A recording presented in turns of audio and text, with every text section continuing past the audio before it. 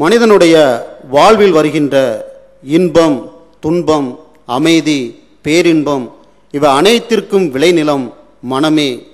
மனத்தின் உயர்வே மனிதனின் உயர்வு.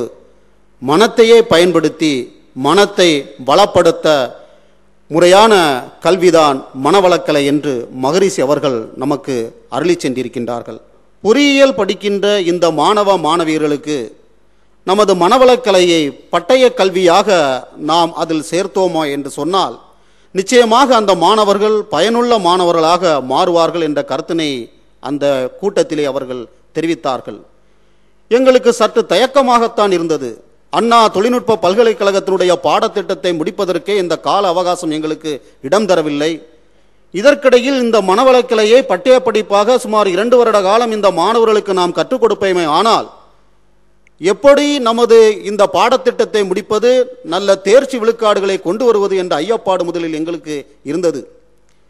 ஆனால் அதனை முதலாவது மாணவர்களுக்கு நாம் அறிமுகப்படுத்துவோம் என்று தீர்மானித்து அறிமுகப்படுத்திய பின்னால் எங்களுடைய மாணவர்களுடைய தேர்ச்சி விகிதம் சுமார் 20 விழுக்காடுகள் அதிகரித்தது.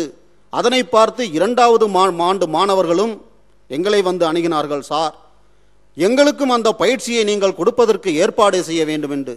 இன்றைய தருணத்திலே சுமார் 800 மாணவ மாணவியர்களுக்கு இந்த பட்டய கல்வியை நாங்கள் இங்கே பயிற்று வருகின்றோம். இந்த 8 மாத காலத்தில் எங்கு பார்த்தாலும் மிகவும் அமைதியான மாணவர்களை எங்களால் காண முடிகிறது. என்னுடைய வேலையில் பெரும் பங்கு குறைந்து விட்டது. அதற்கு இந்த மனவளக்கலைக்கு நான் நன்றி பாராட்ட கடமைப்பட்டுகின்றேன். இன்றைய காலகட்டத்திலே உயர்கல்வி 2ஐ மட்டுமே மையப்படுத்தியிருக்கின்றது. ஒன்று சமூக அந்தஸ்து, மற்றொன்று பொருளாதாரம். இன்றைய காலகட்டத்திலே சமூகத்திலே ஒரு பொறியாளர் இல்லை ஒரு மருத்துவர் இல்லை ஒரு விஞ்ஞானி இல்லை ஒரு வழக்கறிஞர் என்று சொல்கின்ற போது அதற்கு ஒரு தனி மரியாதை.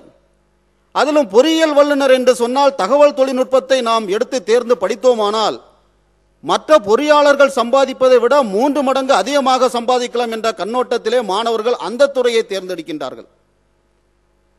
அந்த துறையிலே ஒரு தேக்க நிலை வரும்போது எந்திரவியல் பொறியியல், அமைப்பியல் பொறியியல் என்று பொறியியல் துறையை தேர்ந்தெடுத்தால் மேலே நாடுகளிலே வேலை வாய்ப்புகள் அமோகமாக இருக்கின்றது, அதிகமாக சம்பாதிக்கலாம் என்று அந்த மாணவர்கள் அந்த துறையை தேர்ந்தெடுக்கின்றார்கள்.